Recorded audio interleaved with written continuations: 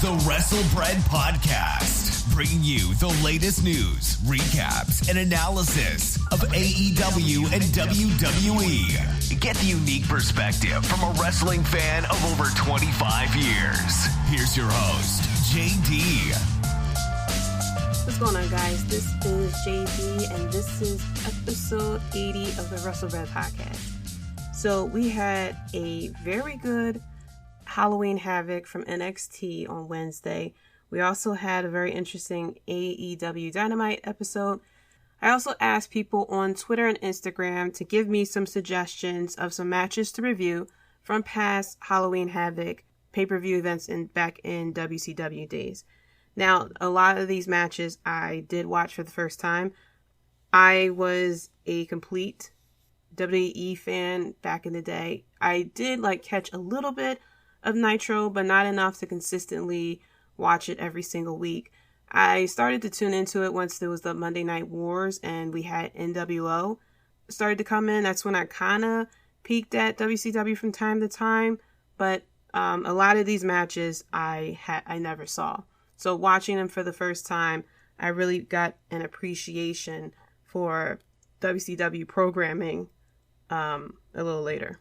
So the first suggestion came from Julian from the Wrestling Court Podcast. He mentioned on Twitter for me to watch Lex Luger and Flying Brian Pillman at Halloween Havoc in 1989. Now, I am a fan of Brian Pillman. I knew he came from WCW, but I never watched any of his earlier matches. Now, of course, this was before I even started wrestling, so there was no way I was going to catch this match. But this match took place, ironically, in Philadelphia, and this was for the NWA United States Championship.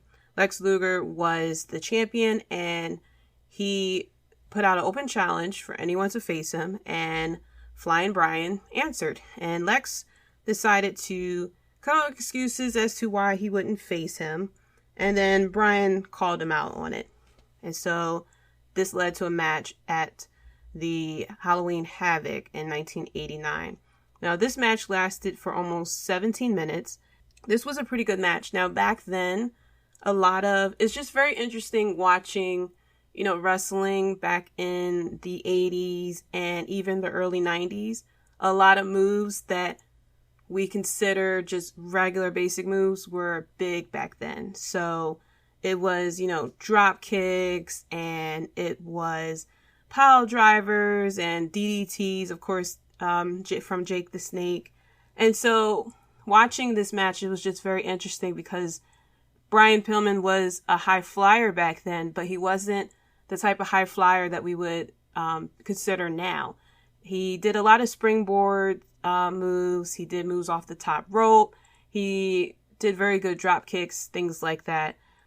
Brian Pillman's entrance, I loved. He comes out with cheerleaders running behind him, almost like he's coming out to a pep rally or something. This match was pretty good, like I had said. Lex Luger retained his title in the end, which I was a little sad about. I was hoping that Brian Pillman would win the title in this matchup here.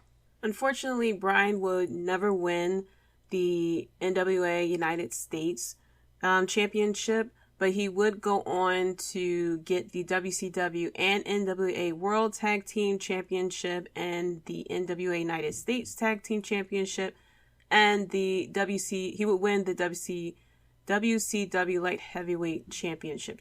Of course, he then goes on to WWE, and one of my favorite angles from the Attitude Era was the Pillman's Got a Gun. I loved him when he was in the Hart Foundation, so it's just it kind of sucks that I didn't really get to see him in all his glory back when he was with WCW. So the next match that was referred to me was by Jay Giles from the Keita and Jay Show. This was also on Twitter. He suggested Disco Inferno versus Billy Kidman 1998 Halloween Havoc. And this was for the Cruiserweight Championship. And this was a pretty good match. It was a lot of back and forth. Of course, with the Cruiserweight, I think this was not too long before WWE started using Cruiserweights. So WWE didn't have a cruiserweight division until they purchased WCW. So WCW had the original cruiserweights, and that was the thing that WCW had over WWE, was this great cruiserweight division. I know Billy Kidman from even back then. He's really good, first off. And this match was really good. It was a lot of back and forth. It was a lot of high-flying moves and everything like that. Of course, Billy Kidman with his beautiful shooting star press, which he does. He goes on to win this match, retain the title. Leading up to this match, Billy Kidman had switched up his gimmick. His gimmick was a heroin addict, and he named his shooting star press the 7-year itch. And after the same year, 1998, he actually switched it to a more clean cut, and he, of course, became a fan favorite. So the crowd was behind him 100% during this match as well. So the next match comes from Instagram. This came from 80s_90s_guy. He suggested the Chamber of Horrors match from Halloween Havoc in 1991. It was a team of El Gigante, who is actually Giant Gonzalez in WWE, Sting, the Steiner Brothers versus Cactus Jack, Diamond Stud, who will later become Scott Hall, Vader, and Abdullah the Butcher. Now, this was a very unique match, something I never heard before, and I'm kind of shocked that WWE didn't take this idea as well. And so the Chamber of Horrors is basically a Hell in a Cell cage, and it has caskets in there, wooden caskets in there. It has different type of weapons in there. There was a chainsaw on the outside of the cage, and the point of it all is to take one opponent from the opposite team, put them into a chair called the Chair of Torture, lock them in, and then go over to the side of the cage, flip the switch, and basically they'll be tortured. It was actually an electrocution chair. And so whoever gets tied into the chair, you flip the switch, they get electrocuted. There was a camera on the referee's head. Now, this is back in the early 90s, so it wasn't really the high definition camera that you would see today. It was very awkward. I mean, I understand because it is a cage, and it's very difficult for a cameraman to really get at a certain angles of what's going on. But the camera on the ref's head, it was almost like putting a camera on like a dog or something like that. He would you can tell that he was being told to keep his head steady and things like that. And the picture was grainy and everything. It was a bit of a mess, but I give him an A for effort. This match it wasn't gory, but it had a couple people bleeding. Of course, since Cactus Jack was in there, of course, he starts bleeding. He starts doing crazy stuff. Abdullah was climbing the cage a lot. And I think there was one spot, I think it was Sting or one of the Steiner brothers, who took a chain and wrapped it around his neck and was pulling him with the chain. Of course, everyone was going crazy for Sting at that time. And this was before he became Crow Sting. So he was still the blonde hair and the Ultimate Warrior type face paint as well. So this match lasted for 12 minutes, and it was a lot of action going on. It was people getting slammed into the caskets. It was people going off the top rope. It was a lot of climbing on the cage. It was just a lot going on. It was a lot of near chances of people getting into the chair. Because the switch was so far away from the chair, one person will be in the chair, and by the time the person gets to the switch, they'll, get out. Towards the end of the match, it was one of the Steiner brothers, I believe it was Scott, who was getting put into the chair. Cactus Jack was going over to the switch because he was assuming that Scott Steiner was being pinned down by Abdullah, but Scott Steiner was able to reverse, and he got Abdullah into the chair, strapped him down, and Cactus Jack flipped the switch, and he got electrocuted. It was sparks and everything. He was shaking. It was smoke. It was a little bit of fire that appeared on the ring. The crowd was a bit, I don't know. It was, I know back then it was very edgy to do, to kind of like, you know, quote unquote, show an electrocution on live TV. But, you know, the commentators like, oh, he's cooked, he's finished. And I'm like, well, normally when someone gets electrocuted, normally they're dead. Abdullah, he had a lot of smoke coming off of him, quote unquote. But the funny thing is, and if you watch it back, he had blood coming down his face. And so when he is supposed to be knocked out, even, I mean, he's not dead. They kept saying he's knocked out. When he was supposed to be knocked out, like his face was still moving a little bit because blood was coming down his face, and he was breathing pretty heavily. And so Cactus Jack goes over to him because Cactus Jack felt bad because he was the one who hit the switch. Abdullah, like, eyes pop right open. He attacks Cactus Jack a little bit.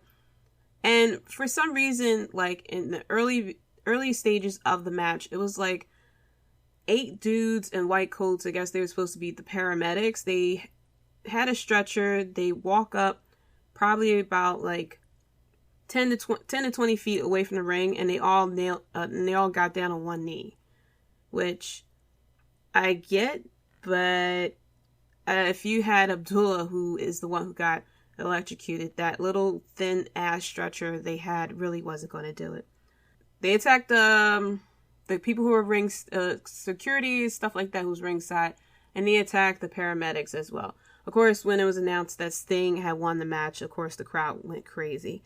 It was just very interesting to watch El Gigante wrestle, because he wrestled a lot better in this match than he did in WWE, especially at WrestleMania 9. And then it was pretty interesting seeing Scott Hall before he was Razor Ramon, because that's what I know him as. That's what I was introduced to him as.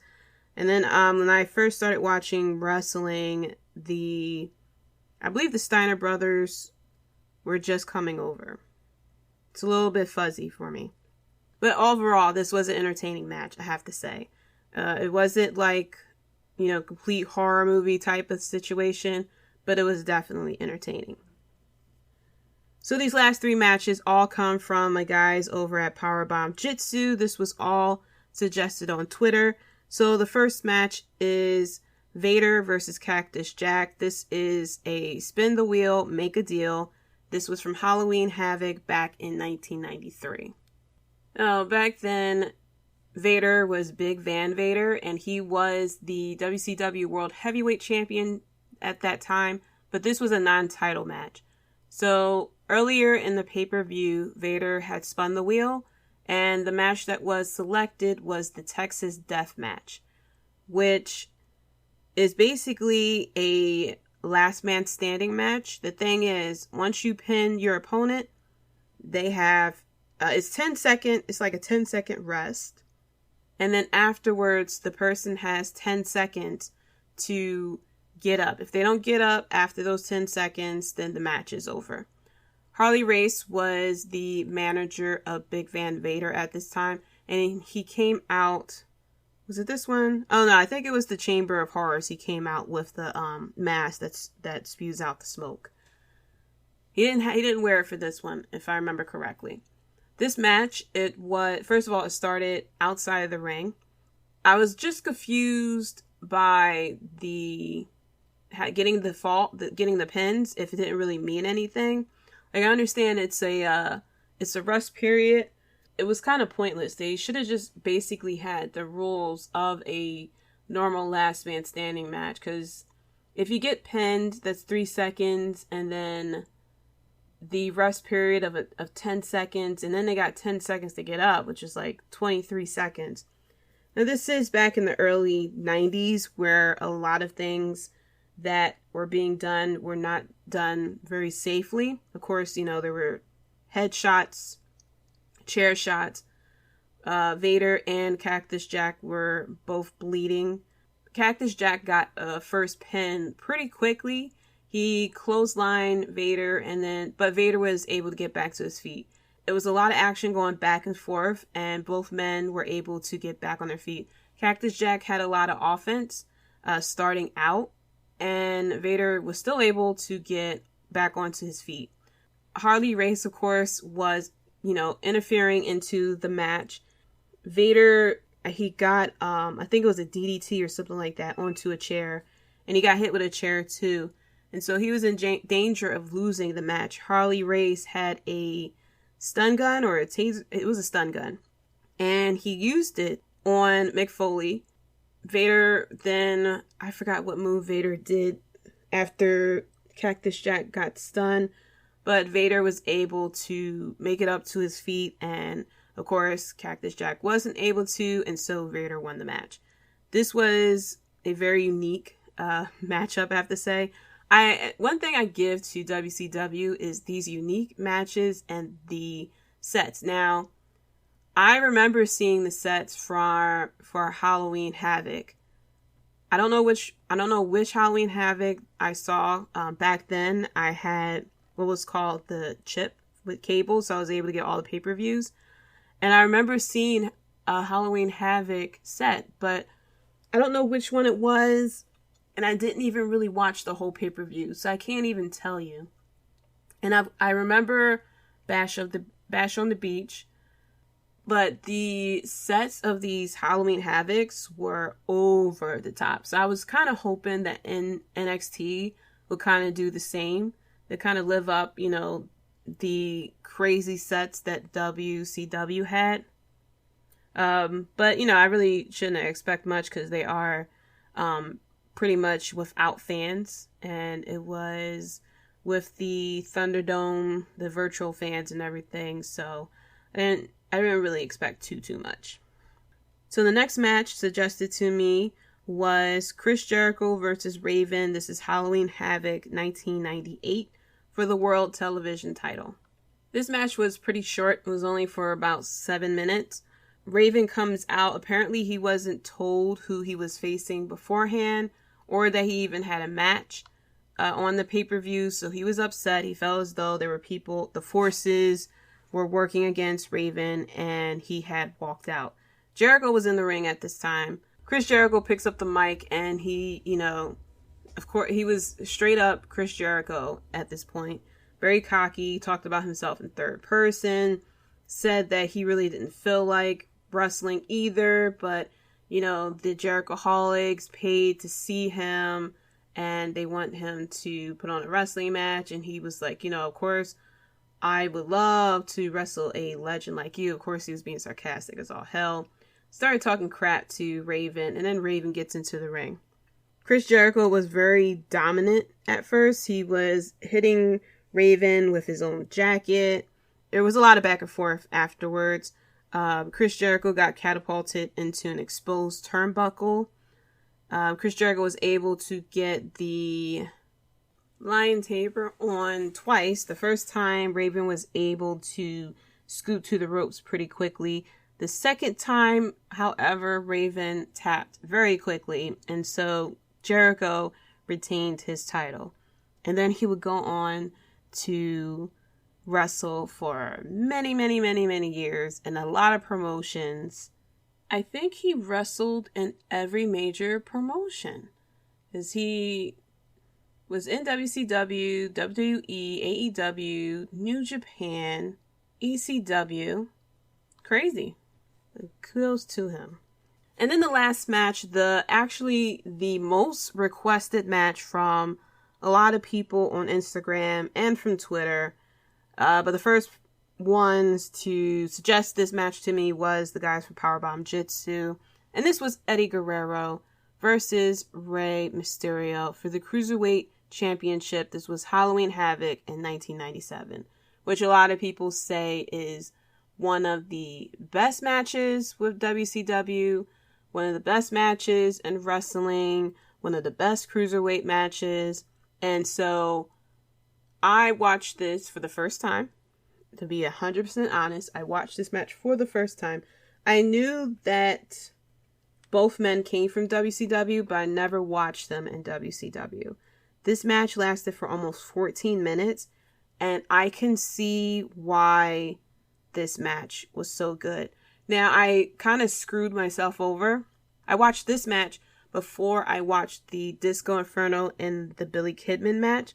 And going from this cruiserweight match to that cruiserweight match, that's why I was kind of like, it's a good match, and I wasn't as blown away with the Kidman match than I was with this match. This was, first of all, a good storyline. The whole thing with this, Eddie Guerrero decided to turn his back on his family history, and he started to taunt the Luchas. And so it was, Rey Mysterio was in a match, and Eddie Guerrero goes in and takes off Rey Mysterio's mask. You actually see his face for a moment before he quickly covers his face. They challenged each other. Eddie challenged Rey Mysterio. It was basically, if he were to lose, he would have to take off his mask, which is a very big thing in, the lucha wrestling world. You don't take off your mask. And so it was mask versus title.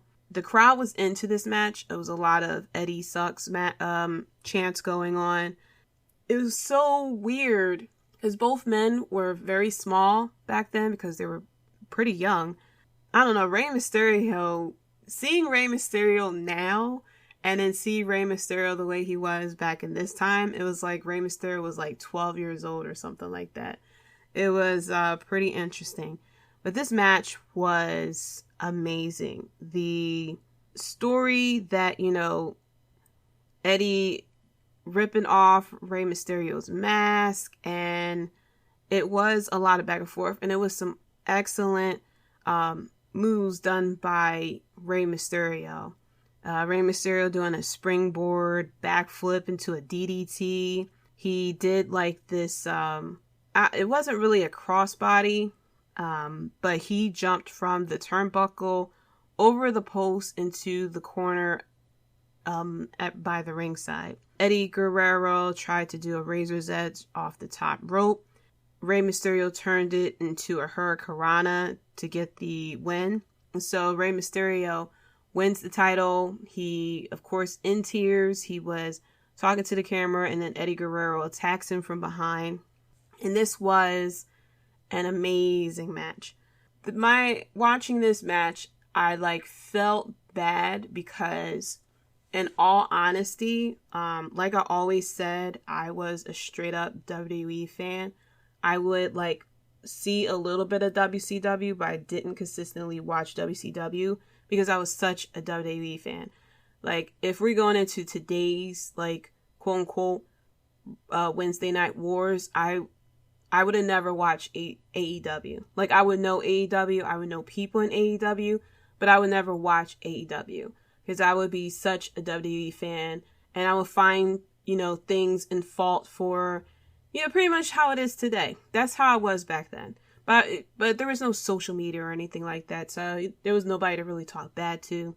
And I was pretty much the only person who I knew who consistently watched wrestling. I didn't really have any friends or family that watched wrestling as much as me. I had friends who watched wrestling, but you get me going and I start talking and analyzing things, and I would lose people.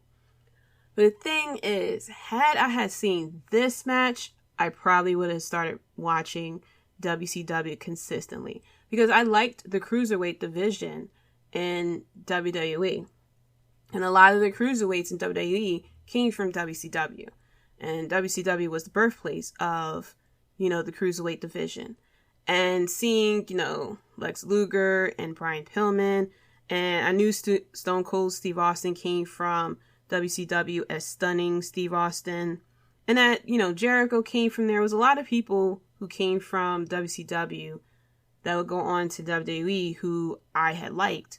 And so it's just messed up too because I felt as though I missed out on a lot of Eddie Guerrero, if that makes sense. Because I watched Eddie Guerrero once he came to WWE. I didn't watch him in WCW. And so I feel like I missed out on a lot of things that people knew about him because of, his title reigns and his wrestling back in WCW. And I feel bad because I missed out on that. I feel like I missed out on a lot of good things that WCW brought to the table, which is why I have an appreciation for AEW. Like, I'm very open to other wrestling promotions today than I did back then, because, you know, it's a good alternative. You know, they offer some things that WWE didn't offer, just like with WCW. There were things that WCW offered that WWE didn't have, and I don't know, just kind of, that's my thought of it. And it just kind of sucks that I missed out on matches like that, to really see people kind of in their prime, or, you know, just really getting started and, you know, getting popular and everything like that. But I really enjoyed watching these matches. I actually watched these 6 matches in pretty much one sitting. So I definitely plan on doing this again with WCW, to have people let me know what WCW matches to check out. And so I can, like, you know, just appreciate WCW a lot more than I did back then. So going into Wednesday night, I'm going to start with AEW first. I didn't really pay too much attention to AEW because I was mainly watching Halloween Havoc. AEW had its good spots. Overall, it was a good show. It wasn't really the best thing ever. We had Warlow versus Hangman Page. I didn't really pay too much attention to it, because at this time we had the North American Championship going on, but I did see that Hangman Page won this match, which I knew, which everyone kind of knew anyway. Afterwards, Eddie Kingston cut a promo. Then Eddie Kingston cut a promo, which I was able to catch. He kicked the cameraman out of the ring, which I thought was a nice touch.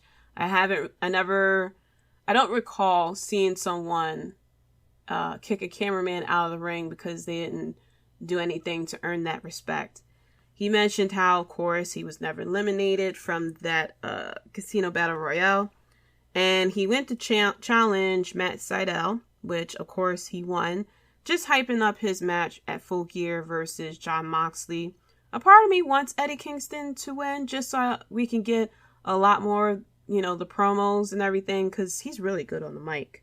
So a lot of these matches may be out of order, because, like I said, I was kind of like going mainly concentrating on Halloween Havoc than I was at AEW Dynamite. I saw there was a sit down with the Young Bucks and FTR. Young Bucks saying that they felt as though they needed an edge. That's why they started to attack the commentators, interviewers, and referees a little more often. I think it's Matt Jackson's ankle is fine. He's saying that he's 100% good to go at Full Gear. There is a stipulation, if I heard or remembered correctly, that if they don't win the titles, that they will not challenge for the tag team titles again. Basically what Cody Rhodes did, but we see how that worked out. He obviously has the TNT championship. So it looks like we may get the Young Bucks to win, and then this feud will continue again or something like that. Or maybe they will win in a DQ or something, and then this feud will continue. I feel as though this feud isn't getting as much fire as it really should. I mean, this feud has been going on since FTR was in WWE. And then we get to the Jericho MJF Town Hall, which was a parody of the town halls from the presidential election. This was a pretty good segment, I have to say. This was pretty funny. We had, I think it was Rebel, who was mimicking one of the women from Trump's town hall when she was saying, "You have a really nice smile. You really do. You have such a nice smile. Just have to say that." Peter Avalon asking if he could be in the inner circle. We had Luchasaurus. I didn't catch his question Only caught that he was asking for dinosaurs about something. And then we had Eric Bischoff, which was, kind of out of nowhere. But this was a pretty funny segment. This leads to, I didn't expect this, but this leads to a match at Full Gear. Jericho versus MJF. Now, I thought that they would, that they would team up and then MJF will turn on Jericho and that's the match. That's how we would get the matchup.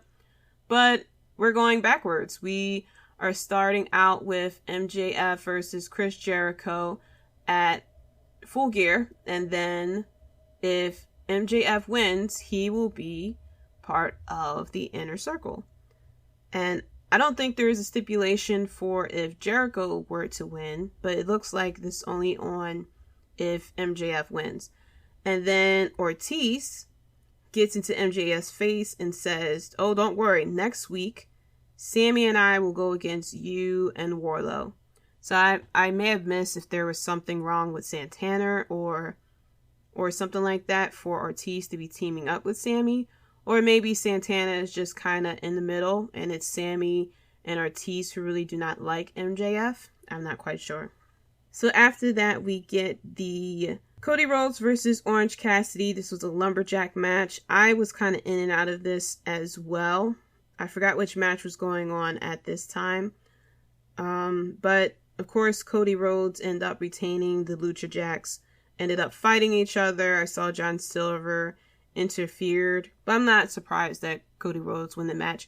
We saw Darby Allin watching from the nosebleed seats, basically. Of course, it seems like this may lead to maybe a match at Full Gear, probably. But I'm hoping that I like the open challenge, basically what Cena did with the United States Championship. I like it, but it kind of gets tiring when it is people who are getting opportunities, but we all know what the outcome is going to be. So it can make the match interesting, but when you already know what the outcome is definitely going to be, it's like, it kind of takes the fun out of it. After that, the best friends get attacked by Miro and Kip. Penelope Ford was dressed up as Orange Cassidy. Some people don't like the fact that Miro goes to AEW just to get put into mid-card status.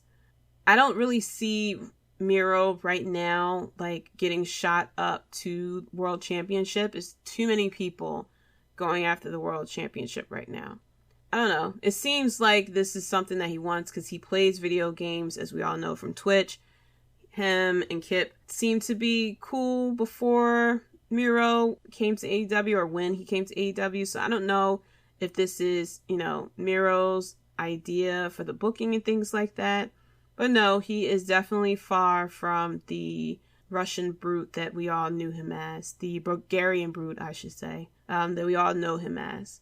And yeah, he's not as dominant, not as menacing as he was before John Cena got to him.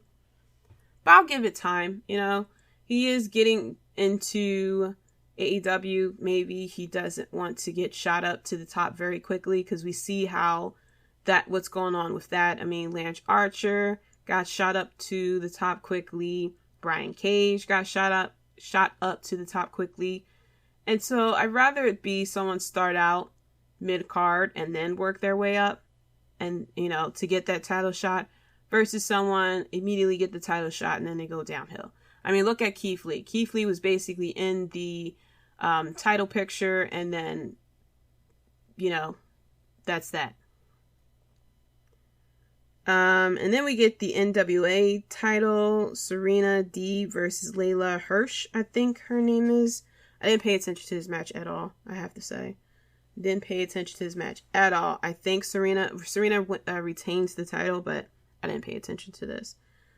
We have Shawn Spears who came out. He grabbed someone who was ringside dressed up as a werewolf. Come to find out, it was Scorpio Sky who attacked Shawn Spears. So it looks like we're setting up that matchup for Full Gear, unless it's next week or something. And then we get the main event, which is Penta L0 versus Kenny Omega, the Cleaner. Now, I was paying attention to this match, and I was trying to like watch NXT at the same time because I knew this was going to be a good match, and it was a good match. It probably wasn't as exciting as it would have been if it was Rey Fénix versus Kenny Omega. Penta chopping the shit out of Kenny's chest. Kenny was wearing a t-shirt, and I was wondering why he still had the t-shirt on. Come to find out, it's so he can show off the AAA championship to the Lucha brothers. Rey Fénix was ringside. Kenny Omega with the obnoxious entrance, which I am fine with because it's long just for him to be obnoxious. I just don't get when Cody Rhodes go full on Triple H entrance every single week on AEW Dynamite with the pyro and the smoke and coming up through that middle gate that no one uses and the full song playing and everything like that. I don't get that. But I get it with Kenny Omega because it's him being obnoxious. That works. Or if you're being a heel and you just want to be an asshole about it. I get all that. But this was a good match. Of course, Kenny Omega wins. So this sets up the long-awaited Kenny Omega, the Cleaner, versus Hangman Page, which I think will be at Full Gear. I think this is being set up at Full Gear. So I'm all for it. You know, a little bit of a build-up between those two, that they have to eventually address each other and face each other at Full Gear. So, going into Halloween Havoc. This was a good show. Shotzi Blackheart, I think after Wednesday night, there were a lot more fans of Shotzi Blackheart because, girl, damn. She was serving them outfits, them looks. Wow, you know? She was wearing the bodysuit from Britney Spears' Oops, I Did It Again. The first outfit she was wearing, like, green. It looked like it was, like, painted on her. It was so form-fitting. But it looks like it was another bodysuit as well. And then she wore something, she was like close up to the camera when she was like howling to announce like what was coming next. And all I saw was, it was something with strings. That's all I remembered. Really good. A lot of new fans she has now. You know, she was very good at hosting. And she's a fan favorite anyway. And she even, you know, interfered in the match a little bit too, which I'll talk about later. So starting out, it was Damian Priest versus Johnny Gargano for the NXT North American Championship. And this was part 1 of the Spin the Wheel, Make the Deal, which Shotzi spun the wheel and it landed on Devil's Playground match. And the Devil's Playground, it was basically a no disqualification, falls count anywhere type of match. There was no submission, so the only way you would win is by a pin. Now they were all over the place. First, I wasn't too impressed with the silly looking pumpkin, and then Johnny Gargano popped it, and I was like, "Thank you, Johnny." But Damian Priest's entrance, my goodness. First of all, I like Damian Priest's theme first, and I like his entrance. They added the guitarist in there, and I was like, I would like more of that. I love when NXT give us these special entrances like they did at TakeOver. So I was all for this special entrance for Damian Priest. He was loving that guitarist too. That guitarist was getting down. I mean, I love a good solo, and the solo that he did before Damian Priest's song played, top. Chef's kiss, I have to say. Now, this match between Johnny Gargano and Damian Priest lasted for over 20 minutes. And there was a little bit of parts where it felt like it was a bit dragging out. Overall, this was still a pretty good opener. This was all over the place. It went to the little cemetery near where Shotzi Blackheart was sitting. And then towards the end of the match, we had a person who was wearing a Scream outfit who came out to help Johnny. Johnny was looking a bit confused.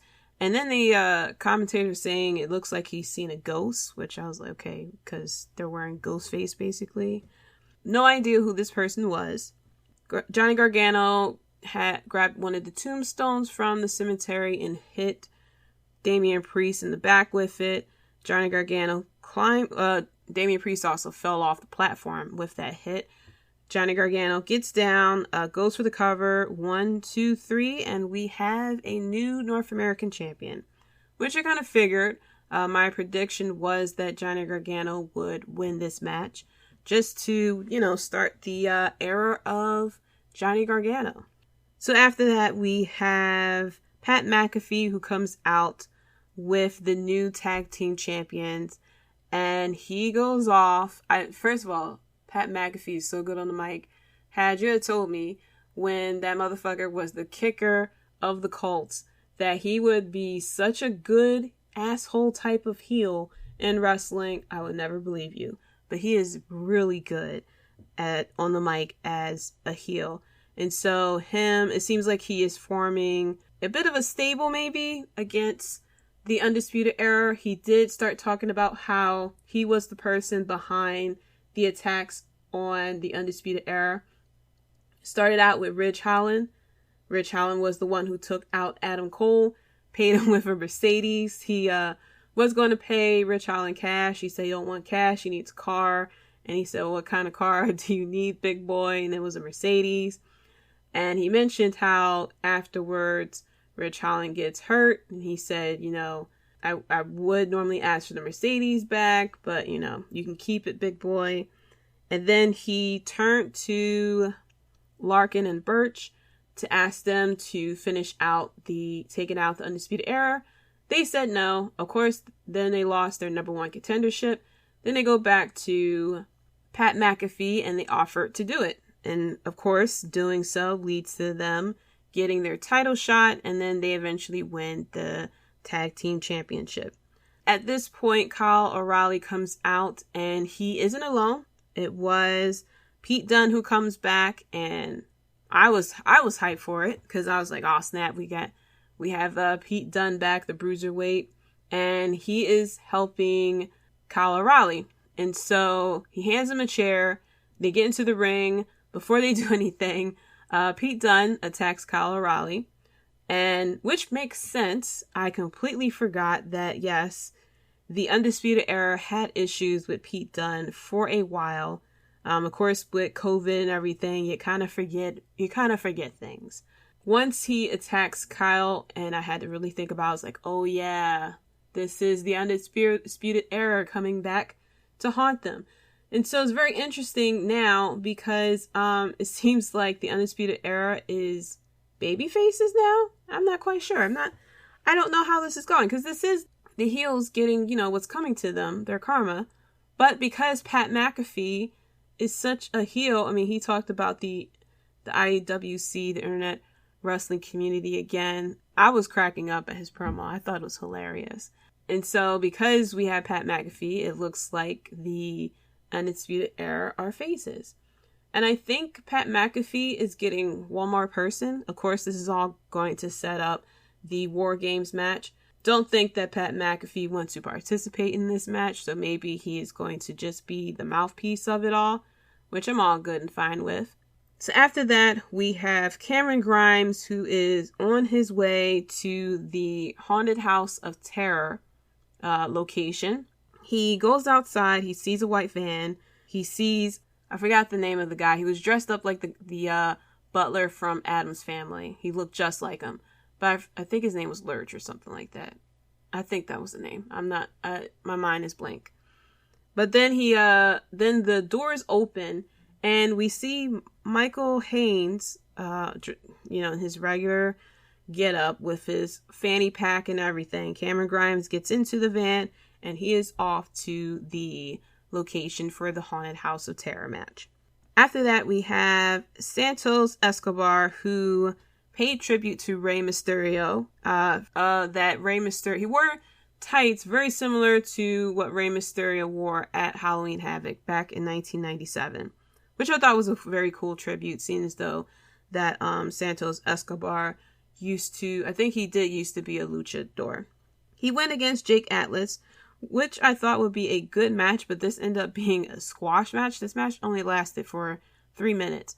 Don't know the point of this match. I thought it would be a lot more, but I guess this is mainly to continue on the feud with him and Isaiah Swerve Scott. So after that match, then we finally get to see the Haunted House of Terror match. So this was a cinematic match, and I'm all fine with it. I didn't expect to be entertained by this match. I'm not the biggest Cameron Grimes fan, but Cameron Grimes was perfect for this match. And Dexter Lumis, I feel as though WWE missed the opportunity for Dexter Lumis to dress up as Dexter Morgan from the series Dexter. But I was all for him to still have that stone cold serial killer type of look to him. So Cameron Grimes was walking around outside. He gets to the house. First of all, he was walking through a woods, and we see Dexter Lumis sitting up in a tree. He gets into the house, and he sees, like, zombie weird stuff. He bumps into Dexter Lumis. They fight for a little bit. He runs off. He locks himself into a bathroom, and you see a woman, silhouette of a woman in a shower, very similar to Psycho. And Cameron Grimes, he cracked me up at this spot because his mind completely went out the window. And he said, "Oh, look who we have here. I guess Cameron Grimes is a dirty boy too." I can't mimic his accent, but he, of course, completely forgets about the fact that there are people chasing him down and there's, like, pretty much zombies and stuff like that. And he pulls back the shower curtain, and it was basically a grown woman version of the kid from the ring. She was a contortionist because she was bending in ways that, oh my gosh. He freaks out. He runs out. I believe he bumps into Dexter Lumis again in the house, or he bumps into more of the zombified people. And so he freaks out. He runs out. He sees the van that he originally came in. He gets into the van, and the camera was like where the middle console is, and he stares at the driver's seat, and the camera pans over to the driver's seat, and it was Dexter Lumis. And Dexter Lumis, like, his head snaps over at Cameron Grimes. Cameron's like, "Oh, hell no." He gets out and starts running and screaming. I don't know, like, so many props to Dexter Lumis for keeping a straight face, because I would have been cracking up at Cameron Grimes' reaction. I think this match definitely suits him. I'm sure people will kind of like him a little more because he was perfect in this match. And like I said, I'm not a fan of Cameron Grimes, but Cameron Grimes was like magic in this match. And so then we, a little while after, we see Cameron Grimes running down the street, no shirt on, in jeans, screaming, yelling for help and everything. And it looks like he is running from the location of the Haunted House of Terror all the way back to Capitol Wrestling Center to get back to Halloween Havoc. So during that time, we have Ria Ripley versus Raquel Gonzalez. This was a really good match. Raquel looked very dominant in this match. I liked the feud between these two. Ria Ripley won the match with the Riptide, but either way, Raquel definitely has a future ahead of her, I guess I should say. She has potential if they let her be dominant. She kind of reminds me, not exactly like Chyna, but she can definitely be dominating like her because she's a tall girl. Then we get to a backstage segment. We had Drake Maverick, who was dressed up as Hulk Hogan, and he was talking like Hulk Hogan during the interview. And the person who was interviewing was like not playing along. And he said, look, you have to play along with this. And so it was someone who walked up who was dressed up as Andre the Giant. And then there was someone who was dressed up as the Mummy. And then Killian Dane comes out as the Shockmaster. But he comes out with the Shockmaster helmet, but he didn't do the iconic fall. So Drake Maverick was like, you have to fall for you to be the Shockmaster. He was like, you're supposed to lose the helmet. That was funny, I have to say. And then we get back to Cameron Grimes runs back into the CWC at the CW Center, I should say. And he ends up in the cemetery. And I mean, of course I thought about Thriller. And I was like, damn, if they broke out the dance or something like that, that would be like fire. But I knew they wouldn't. But we did get the zombies coming out of the cemetery. Cameron Grimes, whining and having them trying to fight them. Well, not really fight them off, but, trying to get away from them. He gets into the ring. There's a lot of fog in the ring. And, of course, Dexter Lumis stands right behind him. They start fighting and everything. One of the contortionists climbs up on Lumis, and props to him she was like crawling all over him like a 3-year-old child. And he was able to like really stand still and stare at Cameron Grimes. He choked out Cameron Grimes, climbs out of the ring, and all the zombie contortionist women were crawling towards him. And the camera was behind Dexter Lumis.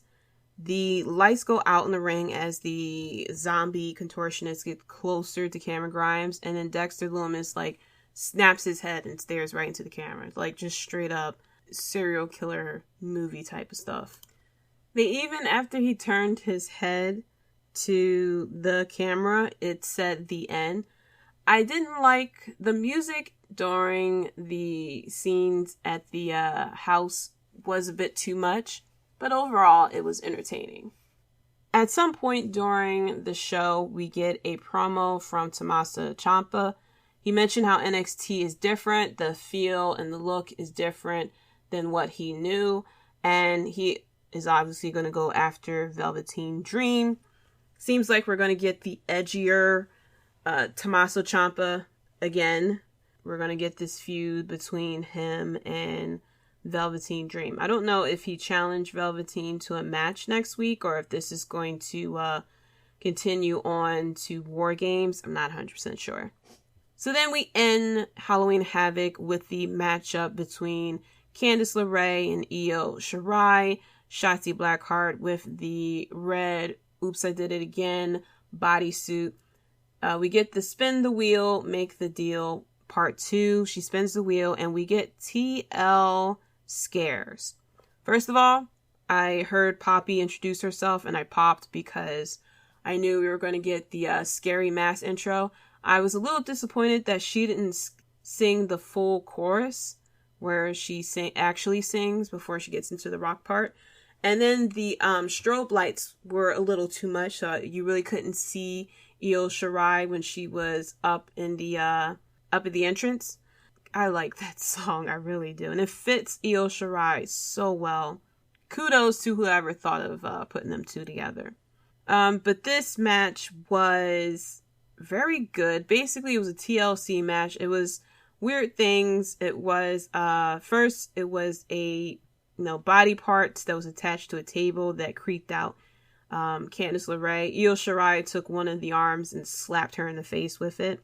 There were tables that had the outline as if someone died. The ladders had red on it, like blood. First of all, I appreciate the ring. The ring was black with orange ropes, which, I didn't know is a thing, but I'm glad that it is a thing. We had ladders. First of all, I didn't realize that the title was held up, so you had to climb the ladder to get it. But this match was hard hitting. I mean, Candice LeRae and Io Shirai, they have good chemistry together. And especially for matches like this, it's money. There was a suplex on the chair that Candice LeRae took.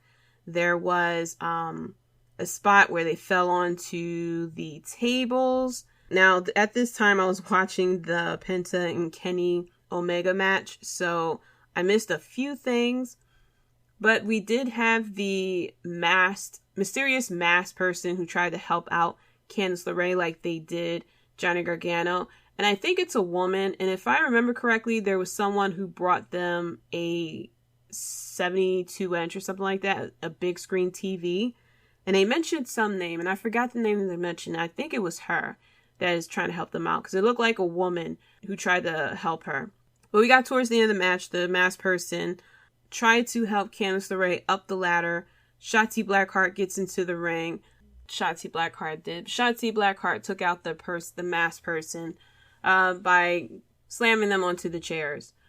And then Candice LeRae was up top of the ladder. She started to recover, and she started to reach for the title at the top of the ladder, but Io Shirai was able to climb up. And this spot, she pushed Candice LeRae off. She pushed the ladder that Candice LeRae was on away, and Candice LeRae fell from that ladder onto a ladder bridge. The fall looked pretty nasty. She didn't land. It looked like she didn't land fully on her back, but it was a nasty landing. I saw Johnny Gargano run out towards the end, but Io Shirai retains the title, which I predicted correctly. A little shocking. Yeah, like I said, I figured that one Gargano will win the title and the other wouldn't. Probably because this person who tried to help them is a woman, and I feel like she's going to team up with Candice LeRae, and this will lead to something with War Games. That's my thinking. Maybe this will lead to a female version of the War Games, since we had Shotzi Blackheart interfere as well.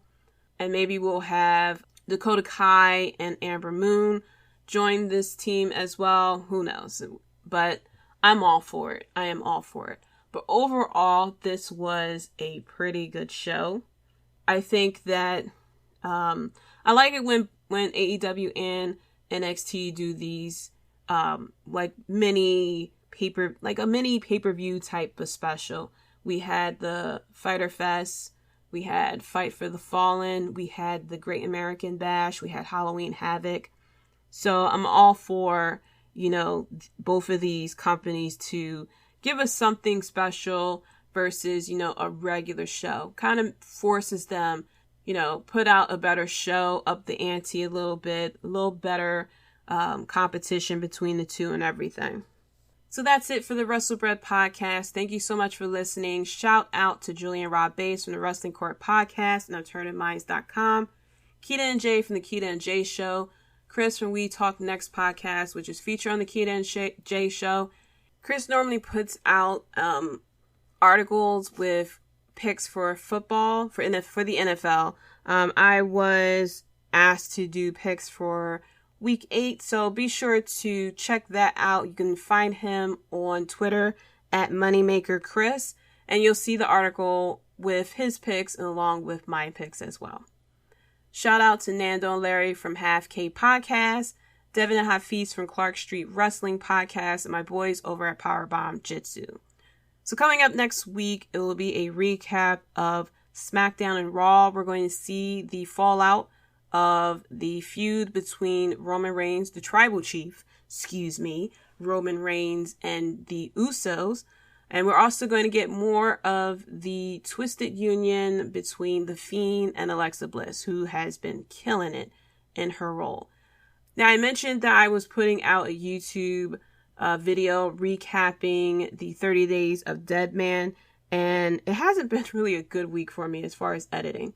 I was trying to edit, and for some reason, I recorded on my phone, and I have an app to edit it, and for some reason, the app just completely crashed, and the audio got all messed up, and it's been a hot mess. So what I plan to do, and hopefully I'm more successful this time, is I'm going to put that video out the same time as the YouTube video for this Sunday's 30 Days of the Dead Man. So if you're not following the podcast on YouTube, be sure to do so to try to catch it. It's been a heck of a week. Things have calmed down a little bit more now. There was a curfew. Now there's not a curfew, but they're bringing in the National Guard. So, and I haven't been getting any alerts actually while recording this. So thank you for your understanding. And, you know, it's been a crazy week, I have to say. And I thank you for listening. Now be sure to hop on Twitter and follow me at Jaydee Talks. That's JAYDEE Talks. Follow the podcast too at WrestleBread on Twitter, Facebook, and on Instagram as well. Let me know your thoughts and leave a review wherever you're listening to this podcast. And until next time, guys, peace. Thanks for listening. If you enjoyed the show, be sure to subscribe and leave a review. Check us out at WrestleBread.com and subscribe to WrestleBread on YouTube for more breaking news and JD's opinions.